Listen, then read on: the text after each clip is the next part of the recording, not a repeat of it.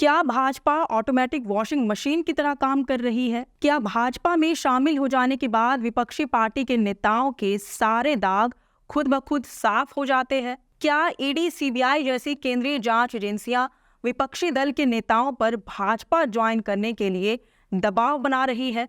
ये सवाल हम नहीं बल्कि देश की जनता और विपक्षी पार्टियां उठा रही हैं, क्योंकि एक रिपोर्ट ने खुलासा किया है कि 2014 के बाद से जिन 25 नेताओं के ऊपर ईडी, सीबीआई जैसी केंद्रीय जांच एजेंसियों की जांच चल रही थी, भाजपा में शामिल हो जाने के बाद उनमें से 23 नेताओं के सारे दाग धुल गए। जांच एजेंसियों की कार्रवाई पूरी तरह से रोक दी गई। ये नेता देश भर के अलग अलग पॉलिटिकल पार्टियों से जुड़े हुए थे और ये सभी पार्टियां एनडीए गठबंधन का हिस्सा नहीं थी। ये रिपोर्ट जाने माने अंग्रेजी अखबार द इंडियन एक्सप्रेस ने जारी किया है। रिपोर्ट बताती है कि साल 2014 में केंद्र में भाजपा की सरकार बनने के बाद ईडी और सीबीआई का एक्शन बढ़ गया और तो और जिन नेताओं पर ईडी और सीबीआई की कार्रवाई चली उनमें से 95% यानी कि 25 नेता विपक्ष से थे।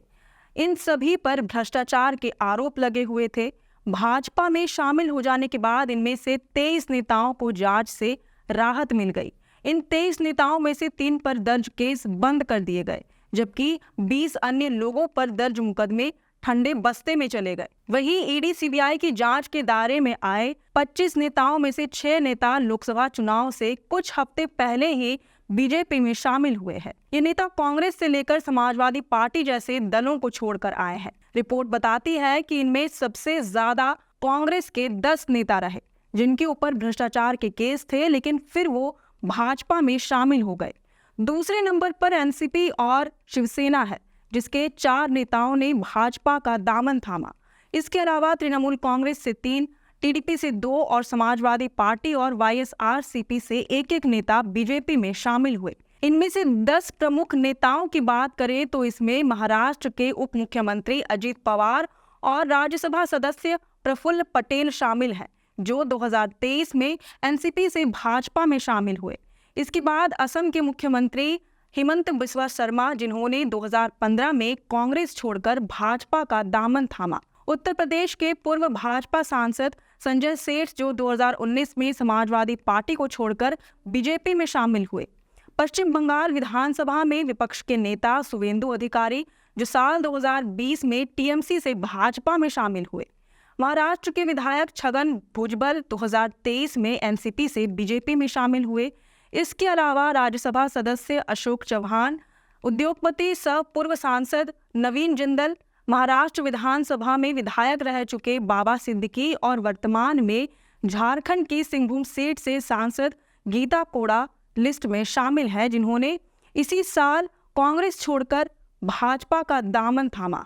रिपोर्ट से पता चलता है कि महाराष्ट्र के कम से कम 12 प्रमुख राजनेता 25 नेताओं की लिस्ट में शामिल हैं। यह रिपोर्ट ऐसे समय में आई है जब 2 विपक्षी नेता, दिल्ली के मुख्यमंत्री अरविंद केजरीवाल और झारखंड के पूर्व मुख्यमंत्री हेमंत सोरेन को भ्रष्टाचार के मामले में ईडी ने गिरफ्तार कर जेल भेज दिया। दिलचस्प बात यह है कि इनकी गिरफ्तारी भी 2024 के आम चुनाव से ठीक पहले ही की गई है। यही वजह है कि ईडी, सीबीआई, आयकर जैसी केंद्रीय जांच एजेंसियों पर सवाल खड़े हो रहे हैं। उनकी कार्रवाई को एक तरफा कहा जाता है और उस पर रंगदारी के भी आरोप लगते हैं। कहा जाता है कि केंद्रीय जांच एजेंसियां केंद्र की भाजपा सरकार के इशारे पर काम करती हैं। जांच एजेंसियों की निष्पक्षता पर अदालतों ने भी समय समय पर सवाल खड़े किए हैं।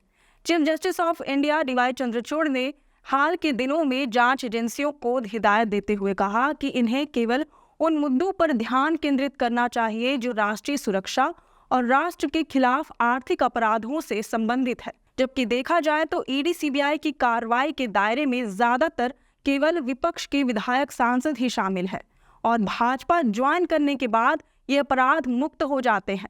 इसलिए विपक्ष भाजपा को वॉशिंग मशीन कह रहा है, जिसके सामने बड़ी बड़ी कंपनियों के डिटर्जेंट पाउडर और वॉशिंग मशीन भी फेल है। और भाजपा वाकई में स्वच्छ पार्टी होने का दावा करती है, साथ ही विपक्ष दलों को भ्रष्ट भी करार देती है। लेकिन हाल के चुनावी बॉन्ड स्कीम के खुलासे के बाद यह दावा गंभीर संदेह के घेरे में है। ये खुले तौर पर उन नेताओं को टिकट और स्टार प्रचारक के रूप में पुरस्कृत कर रही है जिनके पास भ्रष्टाचार का दागदार ट्रैक रिकॉर्ड है। तो क्या वाकई में भाजपा ऑटोमेटिक वॉशिंग मशीन है? आपका इस पर क्या विचार है, ये हमें कमेंट करके ज़रूर बताएं। अगर आपको ये वीडियो पसंद आया हो तो इसे ज़रूर से लाइक और शेयर करें। हमारे चैनल लोकतंत्र 19 को फेसबुक पर फॉलो और यूट्यूब पर सब्सक्राइब करना ना भूलें। फिलहाल लेते हैं अलविदा। जोहार।